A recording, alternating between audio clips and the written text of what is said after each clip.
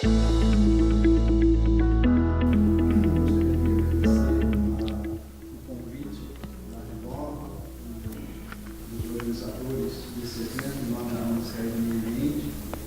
aqui em nome do secretário José Pedro de Oliveira Costa, que me pediu para substituí-lo numa fala ministerial. Temos aqui participantes do Ministério também, que vão me suceder, o Matheus de la Senta, temos também o pessoal do IBAMA, que está aqui, a Ana, e temos, obviamente, o nosso ministro José Carlos de Carvalho, nosso eterno amigo da casa, e fico muito grato por essa oportunidade. Estou trazendo uma mensagem que é, de fato, de esperança. Fiquei muito contente pela inspiração que o colega fez anterior a mim, que quiçá toda a apresentação que a gente fizesse pudesse ser inspirada por uma fala tão forte de esperança de um futuro visível. Mas eu não pude deixar de refletir que não um discurso ambientalista, mas um discurso de uma política ambientalista, mas de uma política existencialista. Nós temos que fazer uma reflexão existencialista num momento como esse, porque o desastre ele não foi natural, ele foi um desastre causado por nós humanos. Eu acho que é um momento de reflexão, e a iniciativa que estamos diante dela, que a Renova lidera, com os outros atores juntos aqui, é uma grande oportunidade. E é nesse sentido que eu gostaria de fazer essa fala. O secretário me pediu para falar sobre corredores ecológicos, que é uma iniciativa que nós estamos lançando dentro do Ministério, num momento crucial da nossa política ambiental. Esse assunto, ele não é novo, né? Vamos ver como é que eu passo para frente aqui.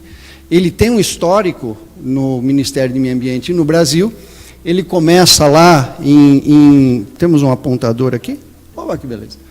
Lá em 2000, quando o nosso glorioso SNUC, como diz o nosso secretário, foi instalado, e a partir dele muita coisa foi desenvolvida. Mas ele vai aí com uma série de adventos e possibilidades, e o próprio projeto Corredores Ecológicos, que muitos aqui tiveram notícia e participaram, os municípios, os estados puderam receber suporte e apoio desse assunto, e ele teve o seu começo, meio e fim, através desse processo aqui do PPG-7 e os projetos demonstrativos. Em 2015, é um trabalho que eu venho desenvolvendo no Instituto de Estudos Avançados, sob a coordenação do secretário, então professor José Pedro.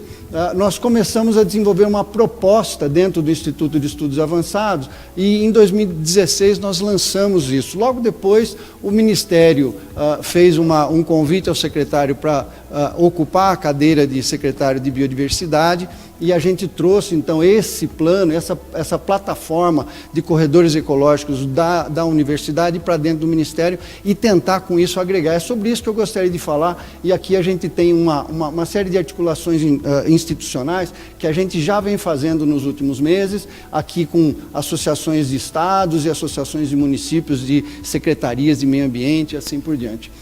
O assunto planos municipais também é um assunto muito importante, que isso cria, na minha opinião, e na forma como nós estamos desenhando esse assunto, um cenário muito, digamos assim, convergente e importante para uma situação como essa aqui ser muito pertinente para se falar sobre esse assunto. Então, por que conectividade é muito importante? Eu acredito que a história do ambientalismo traz as reservas, as áreas protegidas, as áreas reservadas, como formação, infelizmente, de ilhas de biodiversidade, que acabaram como que se isolando, e isso foi uma preocupação muito grande nos últimos 20 anos, e seria em vão todo o nosso esforço, que fizemos aí desde da Rio 92, se nós não nos atentarmos para a importância da conectividade. Então, mais do que nunca, em todo o planeta, a questão da conectividade passa a ser muito importante, e esse resultado não esperado do isolamento da biodiversidade, do isolamento genético, é uma coisa que nós temos que resolver. E nada mais justo do que trazer para esse cenário que nós estamos aqui diante dele, uma oportunidade de nós replanejarmos um futuro de conectividade. Então, a pertinência dessa apresentação, de uma certa maneira, tem essa visão, né? Essa ideia de conectividade é como que nós trazemos resiliência para a mesa. Então, se um planejamento para uma bacia como a do Rio Doce trouxer a questão da resiliência para dentro, mas não apenas uma resiliência da biodiversidade, uma resiliência também da questão social. Quer dizer, o assunto social, o assunto de justiça é uma coisa muito importante. E nós estamos aqui com uma convergência de muitas oportunidades nessa agenda unificadora, digamos assim. Conceitualmente, isso aqui é um assunto que é da propriedade de todos conhecem, não estou querendo aqui chover no molhado, mas a gente tem que integrar as questões ecológicas com as questões econômicas e ambientais. E, desse sentido, dentro de uma visão de governo e dentro de uma visão de políticas públicas, numa instância como é o Ministério do Meio Ambiente, onde se desenvolvem políticas públicas e as implementam, né? A ideia de nós trazermos todos esses tipos ou essas características ou áreas de conectividade, ela está ligada a essa questão de regulamentarmos ações, né? Então, um programa Corredores precisava ser desenhado e é isso que nós estamos diante dessa oportunidade. No final, a gente tem que olhar para esse assunto em várias escalas, não é uma única escala, não é uma escala local, ela precisa ser olhada. Então, nós começamos a pensar nisso num ambiente continental e desenhamos algumas coisas. O programa, então, que está nesse momento sendo desenhado, gostei muito da fala inicial de uma autoria múltipla, ou seja, estamos fazendo uma convocação às diferentes instituições do governo e não do governo, para que isso possa ser feito um programa de múltipla autoria, né? Para não virar uma coisa confusa, então nós estamos trazendo isso para dentro do Ministério e a Secretaria Executiva do Ministério é que está coordenando esse assunto. Então, isso aqui, até peço desculpa por um rascunho, um slide ainda em rascunho, mas apenas para a gente entender lá dentro, né, para vocês entenderem como nós estamos discutindo e convidá-los a pensar juntos sobre isso, é como que cada divisão, isso aqui é o Serviço Florestal Brasileiro, a Secretaria de Mudança Climática e Floresta, a Secretaria de Desenvolvimento Rural, o próprio ICMBio, e me desculpe a Ana de não ter colocado aqui o ICMBio, o IBAMA e todas as outras divisões do guarda-chuva chamado Ministério do Meio Ambiente, nós temos todas essas agendas aqui, elas precisam ser integradas. Então, o que há de importância nisso? É integrar a gestão pública. É como que nós trazemos para dentro do assunto de gestão pública, dos instrumentos de gestão territorial, o assunto de gestão de paisagem. Como é que a gente integra isso? Como é que a gente integra o SNUC com o Código Florestal? Como é que a gente lida com a questão de zona de amortecimento de uma unidade de conservação que está dentro da propriedade privada? Isso tudo a gente pode falar aqui em muita coisa de inovação, mas a gente tem até áreas muito pertinentes de que não são inovação, mas a conectividade da gestão é a inovação. Então, é disso que esse programa vem falando, e a gente precisa aqui de uma série de considerações, usar critérios objetivos, né, e científicos, baseados em níveis de fragmentação. Ou seja, onde é que nós vamos olhar? Qual é o nível de fragmentação que essa bacia tem, como apresentou agora a área de degradação? O quão fragmentada está e quando que a gente vai começar a olhar para isso com valores de fragmentação que se reduzem, digamos assim, né? Ao mesmo tempo, como é que nós fazemos as intervenções? Nós precisamos falar em conexão. Qual que é o nível de conexão que nós precisamos olhar? Copa encostando com copa, ou apenas uma forma onde a conectividade genética aconteça, ou a multiplicidade de conexão precisa acontecer?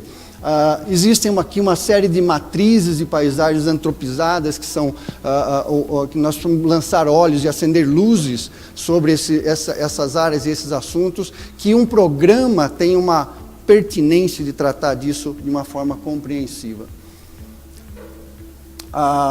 Ao mesmo tempo, nessas considerações, como é que a gente olha para esses incentivos econômicos? Ou seja, como que dentro daquela estrutura conceitual nós vamos desenvolver novos instrumentos econômicos ou utilizar os instrumentos econômicos existentes.